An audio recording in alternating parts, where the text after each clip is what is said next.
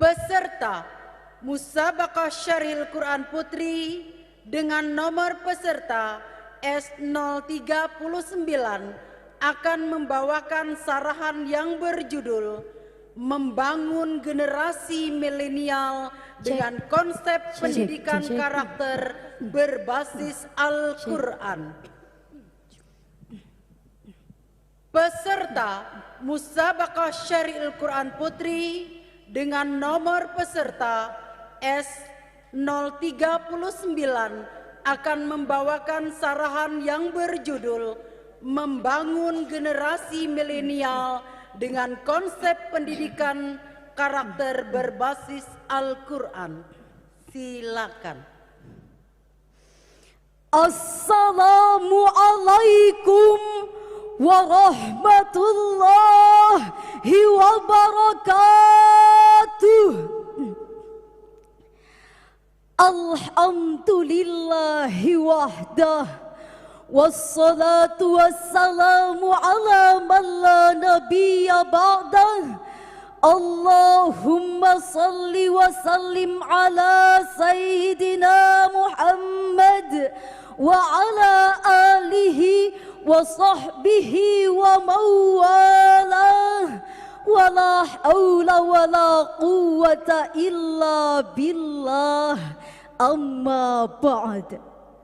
Dewan Hakim yang arif dan bijaksana dan hadirin yang berbahagia, teknologi yang semakin canggih membawa dampak luas di semua belahan bumi, tak terkecuali Indonesia.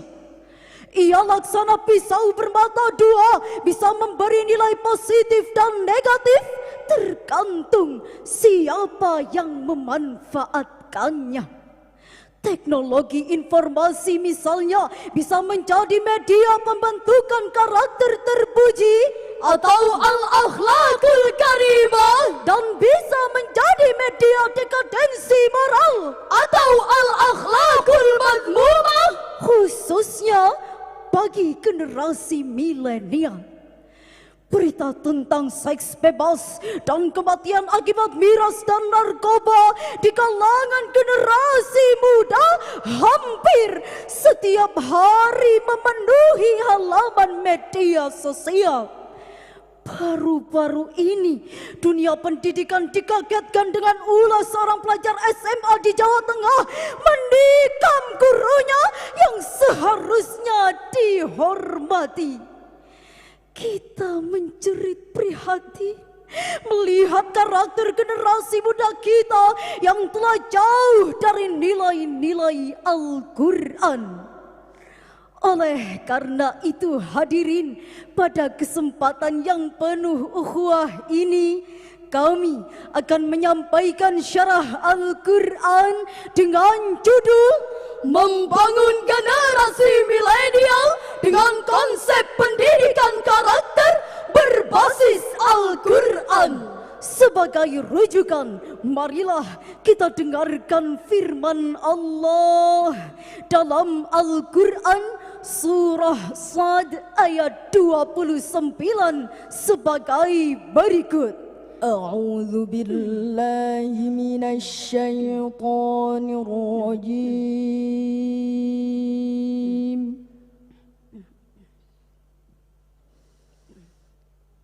Bismillahirrahmanirrahim.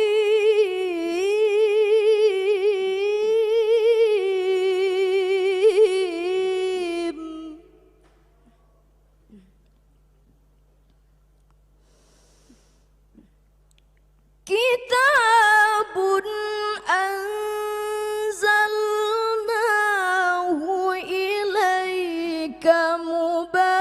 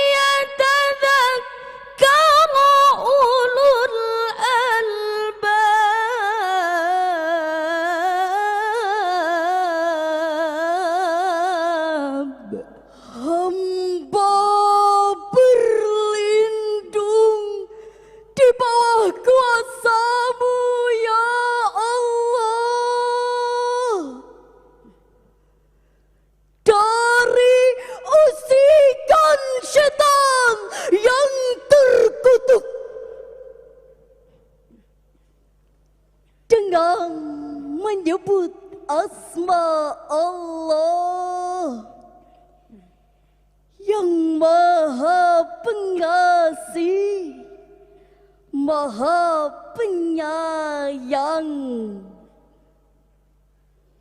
Ini adalah kitab yang kami turunkan kepadamu penuh dengan berkah, supaya mereka memperhatikan ayat-ayatnya dan supaya orang-orang yang berpikir cerdas mendapat pelajaran.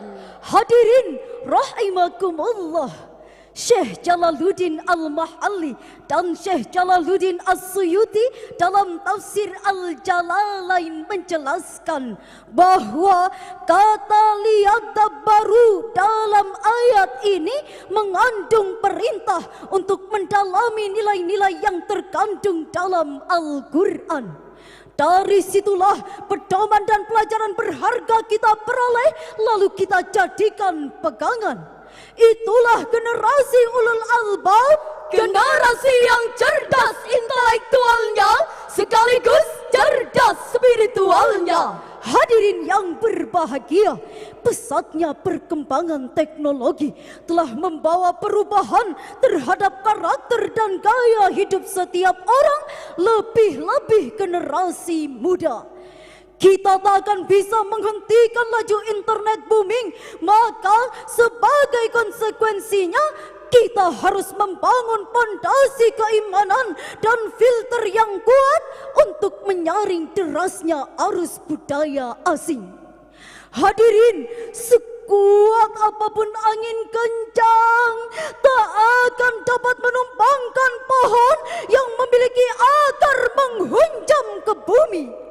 Sayyidina Ali bin Abi Thalib radhiyallahu an berkata, angin kencang yang menerpa bukanlah untuk menggoyang pohon, melainkan untuk menguji sejauh mana kekuatan akarnya.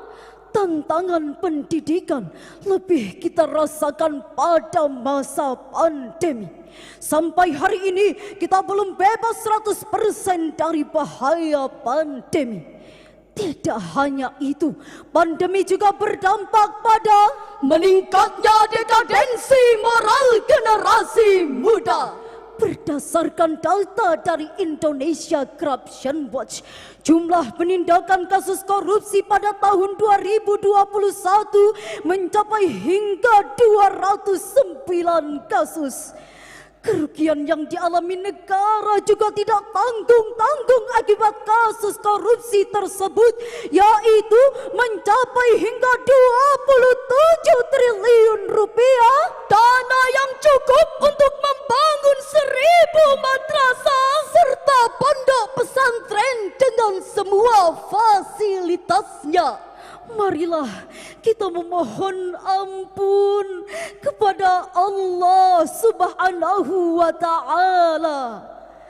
Astaghfirullah Rabbal baraya,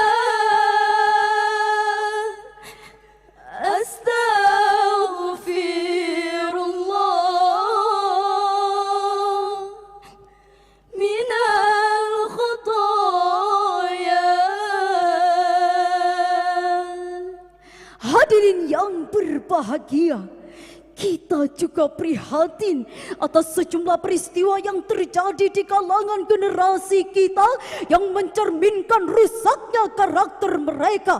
Antara lain, pertama, kasus narkoba. Lagi-lagi kita dikagetkan dengan sebuah berita yang dilansir oleh British Broadcasting Corporation pada tanggal 18 Agustus 2022. Adanya penangkapan oknum perwira yang dipercaya sebagai kasat reserse narkoba dan diyakini mampu memberantas narkoba, malah tertangkap atas kepemilikan dan pengedaran narkoba. Mau dibawa kemana negeri kita jika kita semua tidak menyingsingkan lengan baju untuk berperang melawan narkoba? Kedua, kasus kekerasan seksual. Kementerian Pemberdayaan Perempuan dan Perlindungan Anak mencatat sebanyak 8.000 kasus kekerasan seksual terjadi mulai dari bulan Januari hingga November 2021. Hadirin, kami ulangi sekali lagi, 8.000 kasus, bukan 8 kasus. Negara kita ini kaya dengan para pakar berpendidikan tinggi dalam berbagai disiplin ilmu, lulusan dalam maupun luar negeri, bahkan bergelar profesor. Tapi sayang di antara mereka masih ada yang tak berkarakter. Mereka menggunakan kepintarannya untuk memproduksi berita bohong serta memprovokasi dan adu domba. Bahkan orang yang selama ini kita kagumi keilmuannya berteriak lantang melarang korupsi, ternyata tertangkap KPK karena kasus korupsi. Mereka berorasi, berjuang atas nama rakyat, tapi ujung-ujungnya merampas hak rakyat. Hadirin, mari kita belajar dari sejarah Cina. Siapa yang tidak kenal dengan tembok Cina?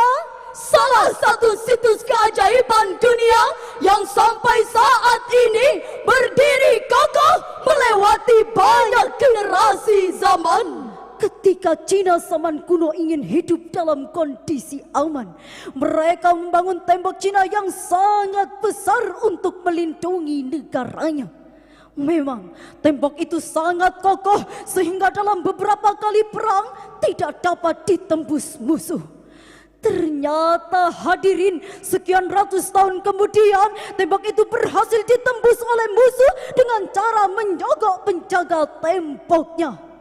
Cina di zaman itu disibukkan dengan pembangunan temboknya, tapi mereka lupa membangun karakter manusianya. Lantas timbullah pertanyaan hadirin, apa yang harus kita lakukan untuk menyelamatkan generasi kita dari karakter perusak masa depan bangsa? Sekali lagi, marilah kita dengarkan firman Allah dalam Al-Quran surah Al-Ahzab ayat 21 sebagai berikut. لقد كان لكم في رسول الله أسوة حسنة لمن كان يرجو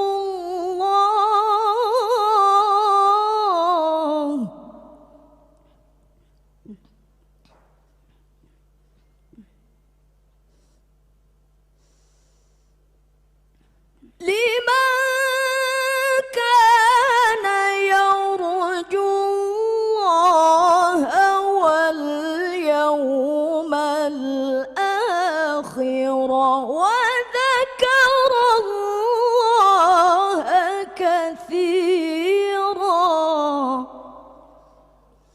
صدق الله العظيم. Sungguh telah ada pada diri Rasulullah itu suri teladan yang baik bagimu, yaitu bagi orang yang mengharapkan rahmat Allah dan kedatangan hari kiamat, juga banyak mengingat Allah. Maha benar Allah atas segala firman-Nya, dan Dialah yang Maha Agung. Hadirin yang dirahmati oleh Allah, Profesor Dr. Muhammad Quraisy Shihab dalam tafsir Al-Misbah menjelaskan Rasulullah adalah teladan yang baik bagi umat manusia.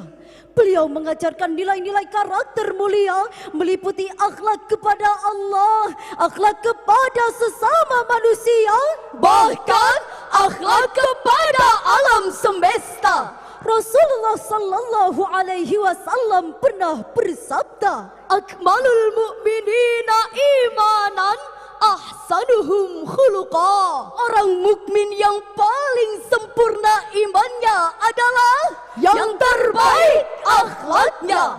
Hadis riwayat At-Tirmidzi. Pada kesempatan kali ini kami mengajak hadirin untuk menyampaikan salam rindu kepada Nabi Muhammad sallallahu alaihi wasallam, sang penerima wahyu Al-Quran. Kau yang mengaku cinta kepada nabimu, kau yang mengaku merindukan nabimu, jika kau benar-benar cinta dan rindu kepada Muhammad nabimu, buktikan taati perintahnya, tinggalkan larangannya, teladani akhlaknya, niscaya kelak kau akan berjumpa dengan Rasulullah. Muhammadku, Muhammadku, dengarlah seruanku, aku rindu kepadamu Muhammadku. Hadirin yang kami hormati, ada beberapa hal yang harus kita lakukan untuk membangun generasi yang berkarakter di negeri tercinta. Antara lain, pertama, menanamkan nilai-nilai agama melalui pembiasaan serta keteladanan. Kedua, menciptakan lingkungan yang religius, baik melalui bahan bacaan, tontonan, maupun komunitas pergaulan. Kita acungi jempol program Kemenak Republik Indonesia, yaitu Gerakan Maghrib Mengaji, dengan harapan agar masyarakat kita aktif mengkaji Al-Quran serta mengamalkannya di dalam kegiatan sehari-hari. Kami yakin jika nilai-nilai Al-Quran sudah menjadi tuntunan aktivitas kehidupan, maka siapapun orangnya, apapun profesinya, ia akan menjadi orang yang baik. Kalau ia pejabat, ia akan amanah dan bermanfaat. Kalau ia seorang pedagang, ia akan jujur dalam menimbang. Jika ia birokrat, ia tak akan mengambil uang rakyat. Dan kalaupun ia jaksa, ia tak akan bermain api dalam masalah yang ditanganinya.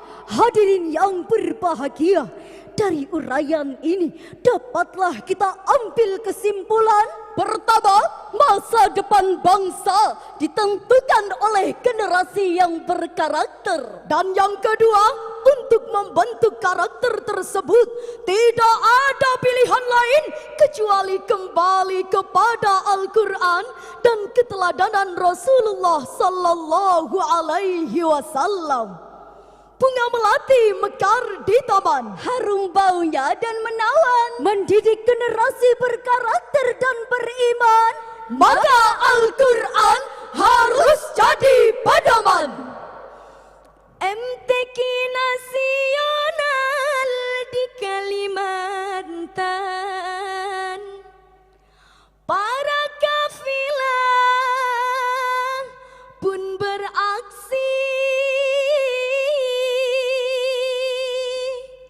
Mohon maaf bila ada kesalahan. Cukup sekian, terima kasih. Wassalamualaikum warahmatullahi wabarakatuh.